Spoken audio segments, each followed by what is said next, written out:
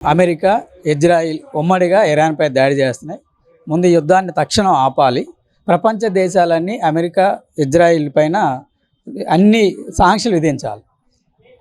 ఎందుకంటే ఈ యుద్ధం కేవలం 2 దేశాలు కలిసి ఒక దేశం మీద దాడి చేయడమే కాదు, మొత్తం ప్రపంచ జనాభా పైన జరుగుతున్న దాడిగా గమనించాలి. ఎందుకంటే కీలకమైన ఆయిల్ ఎక్కడైతే ఉందో ఆయిల్ రవాణాకి కీలకమైన హార్మోజ్ జలసంధిని దిగ్బంధించిన తర్వాత ప్రపంచంలో ప్రతి ఊరిలో, ప్రతి ఇంటిలో, ప్రతి వ్యక్తి పైన ఈ ప్రభావం అనేది పడింది. ముఖ్యంగా ఈరోజు గ్యాస్ నేనే వారం రోజులు అయింది, ఇప్పటివరకు గ్యాస్ సింగిల్ సిలిండర్ ఉన్న వాళ్ళకి వారం రోజులైనా గ్యాస్ అయిపోయిన తర్వాత బుక్ చేసుకుంటే గ్యాస్ రాకపోతే వాళ్ళు ఎట్లా బతకాలి? పోనీ బయటికి వెళ్ళి హోటల్లో తిందామంటే హోటల్లో కూడా గ్యాస్ రావట్లేదు.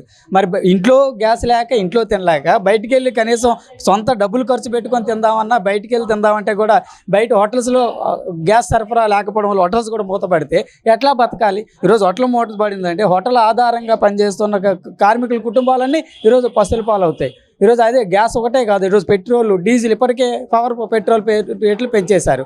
ఇవి ఎప్పుడైతే పెరిగాయో గ్యాస్ డిమాండ్ ధరలు పెరిగాయి, పెట్రోల్ ధరలు పెరిగాయి.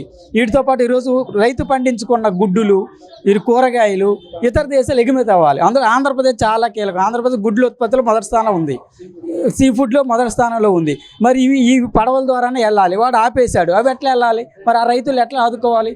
అందుకని మొదటి యుద్ధాన్ని